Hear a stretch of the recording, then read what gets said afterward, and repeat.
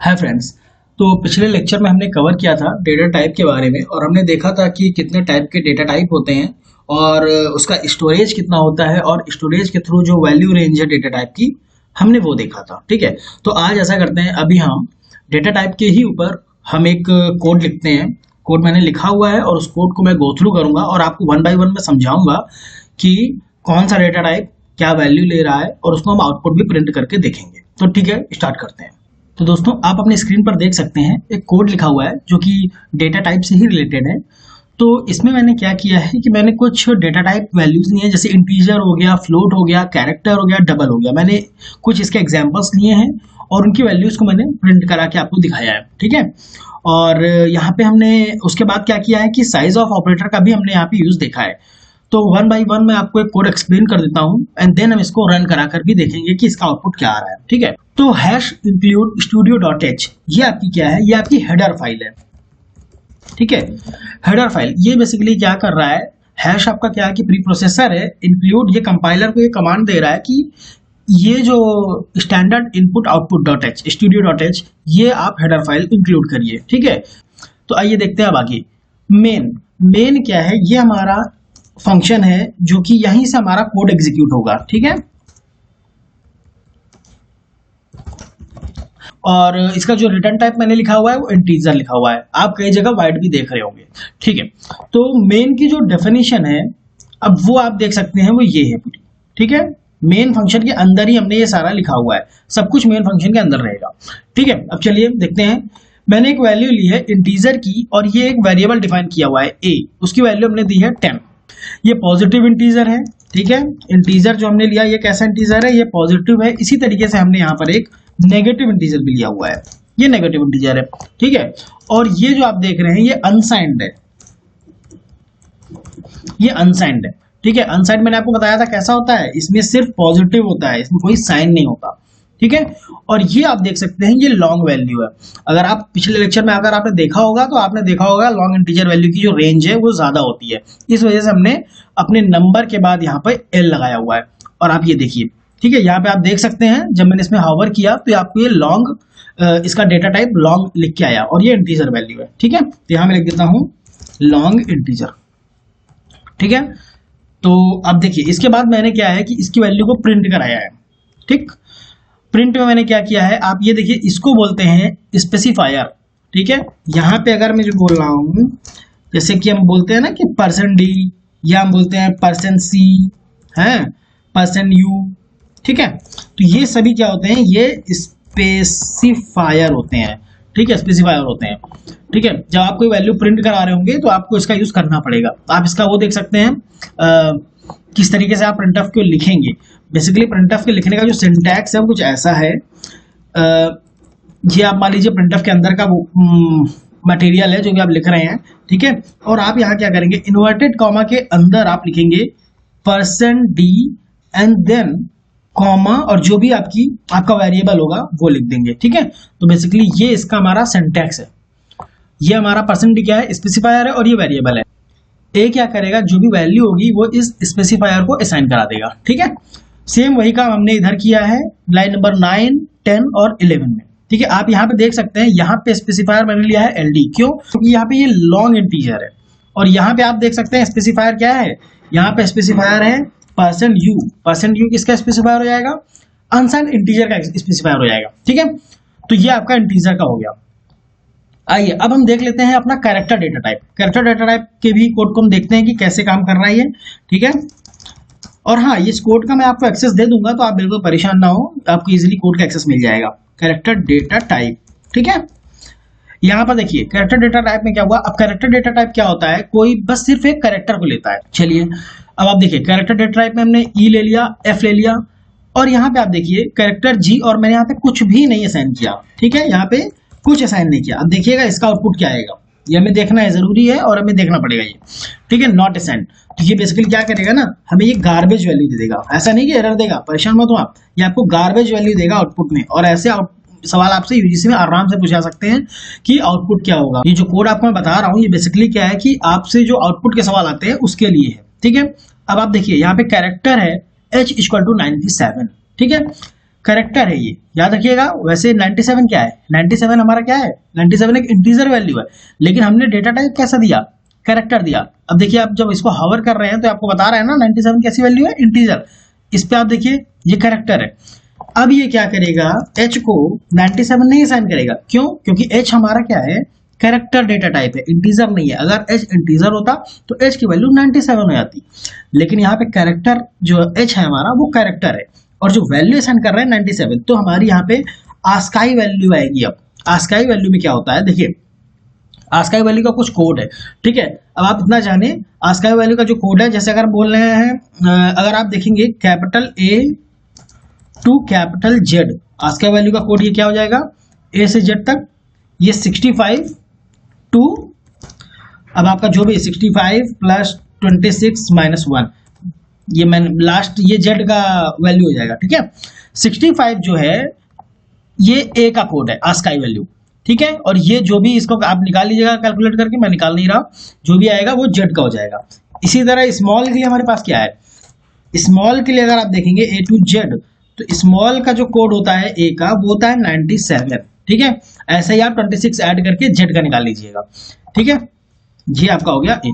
तो बेसिकली क्या होगा, 97 जो हम बोल रहे हैं H की जगह पर A असाइन कर देगा, ठीक है। इस चीज को आप समझें, H जो है तुम्हारा A हो जाएगा, ठीक है। A कैरेक्टर H को असाइन हो जाएगा। अब आप देखिए यहाँ पे प्रिंटफ ये हमने करके देखा है, और हाँ अब आप यहाँ पे देखिए E को E कैरेक्टर क्या है, जो भी है हमने यहाँ पे E प्लस प्लस किया, तो जब E प्लस प्लस करेंगे इसका मतलब होता है, इसका मतलब क्या होता है, E प्लस प्लस का मतलब होता है E equal to E plus 1, ठीक है। एक कदम अगर आप E आगे बढ़ेंगे तो आपको क्या मिलेगा, F मिलेगा, ABCDE F मिलेगा, E प्लस प्लस में आपको F मिल जाएगा, ठीक है। अब आप यहाँ पे जब आप इसको प्रिंट कराएंगे तो ये आपको क्या प्रिंट करेगा, ये F प्रिंट करेगा। फिर से मैंने E माइनस माइनस कर दिया, तो फिर से आप एक कदम पीछे आ गए, तो हमें यहाँ पे दोबारा वैल्यू E मिल जाएगी, ठीक है। यहाँ पे एक इंक्रीमेंट के बाद F है, ठीक है। एक चीज आप और समझिए, जब हम लाइन नंबर 21 में रहेंगे, इस वक्त हमारी E की वैल्यू पता है वो क्या रहेगी, इस वक्त E की वैल्यू रहेगी E, ठीक है। लाइन नंबर 21 में E प्लस प्लस जो हम कर रहे हैं, भले ही हम E प्लस प्लस कर रहे हैं, लेकिन वैल्यू E रहेगी। जब इस लाइन के बाद ही आएगा तब E को F असाइन होगा। लाइन नंबर 2 में अगर आप देखेंगे, यहाँ पे आपकी क्या हो जाएगी, यहाँ पे आपकी E की वैल्यू हो जाएगी F, ठीक, समझ गए होंगे आपकी। अब यहाँ पे आप देखिए F क्या प्रिंट कराएगा, यहाँ पे आप देखें मैंने %C लिया है, स्पेसिफायर क्या है %C, मतलब कैरेक्टर, मतलब F हमने क्या देखा था यहाँ पे, अब आप देखें F ही है, तो यहाँ पे F आ जाएगा। G में क्या है, यहाँ पे गार्बेज वैल्यू दे देगा, ठीक है, G में गार्बेज वैल्यू दे देगा, ये आपको क्या देगा, ये आपको एक गार्बेज वैल्यू देगा। और यहाँ पे आपने G को असाइन कर दिया, जैसे ही आपने G को 103 असाइन किया तो आपको क्या होगा कुछ, अब देखिए आप जानते हैं 97 आपका क्या है, 97 आपका A है, ठीक है। अब उसके बाद आप 103 आप क्या होगा, देखिए 103 97 A की वैल्यू। अब आप यहाँ पे समझें, देखिए मैं यहाँ पे लिख देता हूँ, समझ में आ जाएगा आपको, जस्ट 1 सेकेंड। हाँ ठीक है, देखिए 97 A हो गया, ठीक है, 98 आपका B हो जाएगा, 99 C, ठीक है, 100 D, 101 A B C D E F, 103 G, ठीक है। तो ये बेसिकली क्या है, 103 जो हम कर रहे हैं ये हम G असाइन कर देंगे अपने जो हमारा ये वैल्यू है G को, ठीक है। तो 103 अगर आप देखेंगे यहाँ पे आस्काई कोड है ये, इस चीज को याद रखिएगा, ये आस्काई कोड है। ऐसे ही आप बाकी भी लिख सकते हैं। इसी तरह अगर हम बोल देंगे 65 तो ये कैपिटल A का होता है, समझ रहे हैं आप। इसी तरह आप यहाँ पे कर सकते हैं 66 कैपिटल B का होता है। अब आगे आप खुद कर सकते हैं। अब हम देखते हैं फ्लोट डेटा टाइप, ठीक है, फ्लोट डेटा टाइप। देखिए फ्लोट डेटा टाइप आपका क्या होता है कि जो भी दशमलव में नंबर होंगे वो आपके फ्लोट डेटा टाइप आएंगे। जैसे आप देखिए यहाँ पे, ठीक है, यहाँ पे मैंने क्या किया है, फ्लोट पे डिफाइन किया है I और वैल्यू क्या रखी है 10.0, ठीक है। F का मतलब है फ्लोट, ठीक है, आप परेशान मत हो, आप इसको हटा भी सकते हैं, F का मतलब है फ्लोट। अब यहाँ पे आप देखिए, यहाँ पे मैंने F नहीं लिखा है 3.14, ठीक है। उसके बाद मैंने इसकी वैल्यू को प्रिंट करा लिया है। और आप देखिए जो भी फ्लोट डेटा टाइप होता है उसका जो स्पेसिफायर होता है वो होता है %f, ठीक है, ये फ्लोट का स्पेसिफायर है, ठीक। तो आई क्या कर रहा है, आई अपने आप इस स्पेसिफायर में अपनी वैल्यू को रख देगा, तो हो जाएगा value of i equal to 10.0, ठीक है। अब आप डबल देखिए, डबल में क्या है कि थोड़ा सा बड़ी वैल्यू, ठीक है, डबल प्रिसीजन तक हम जा रहे हैं, ठीक है। डबल वैल्यू जो होगी, अब यहाँ पे देखिए अगर हमने लिखा है 00 तो ये तो ठीक है। अब यहाँ पे आप देखिए 1 2 3 1 2 3 4, ठीक है। ये क्या करता है, ऐसा दो दो के पेयर में आएगा, कैसे, दशमलव के बाद दो दो के पेयर को मेंटेन करेगा, 1 2 1 2 1 2। अब एक बच गया तो ये 4 को रिमूव कर देगा और सिर्फ यहीं तक लिखेगा आउटपुट में, ठीक है। तो बस आपको पॉइंट में जब ज्यादा बड़ी बड़ी वैल्यू आ जाए, ठीक है, आप देखिए इन दोनों में यहाँ 10.0 है, ये छोटी वैल्यू है, यहाँ 1 2 3 1 2 3 करके मैंने लिखा हुआ है, ये एक बड़ी वैल्यू है, इसको स्टोर करने के लिए मैंने डबल लिया है। हम फ्लोट में करेंगे तो ओवरफ्लो भी आ सकता है इस वजह से, ठीक है।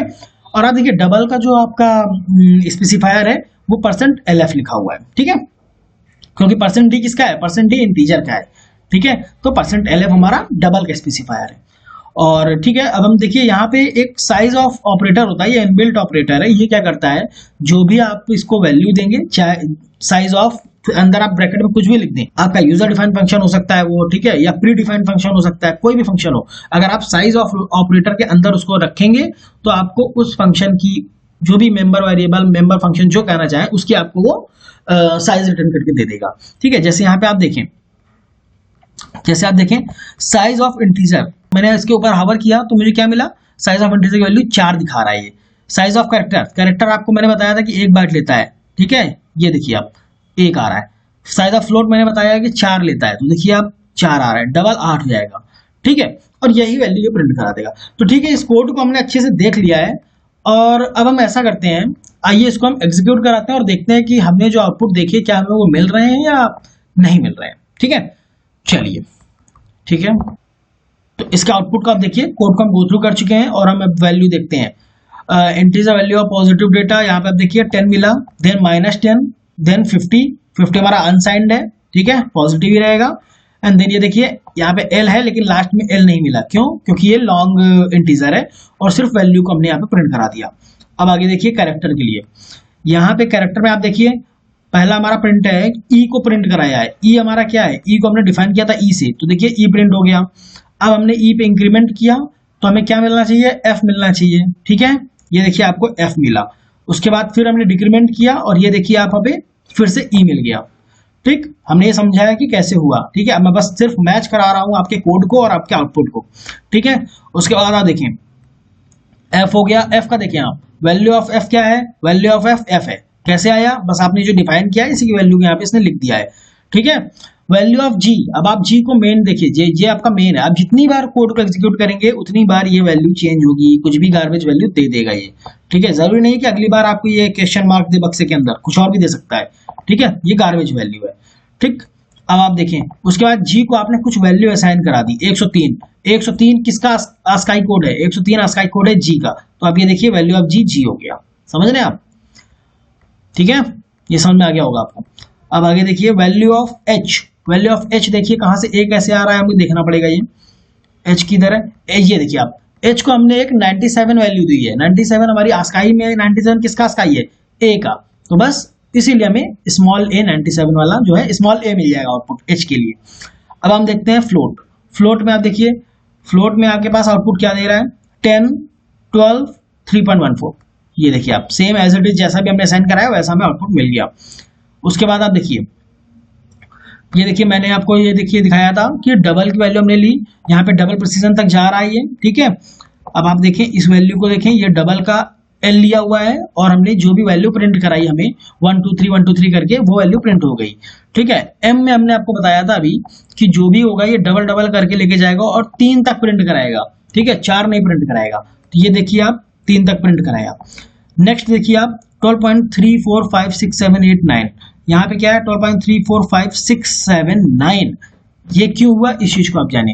देखिए 12.34 3 और 4 ये एक पेयर हो गया, उसके बाद 5 और 6 ये एक पेयर हो गया, देन 7 और 8 ये एक पेयर हो गया, ठीक है। 9 तो अलग है, लेकिन 9 5 से ज्यादा है तो ये आपका क्या है, जो भी पिछला नंबर होगा, जैसे यहाँ पे पिछला नंबर क्या है 9 का 8 है, इसको ये राउंड ऑफ कर देगा और इस वजह से ये 7 9 कर दिया।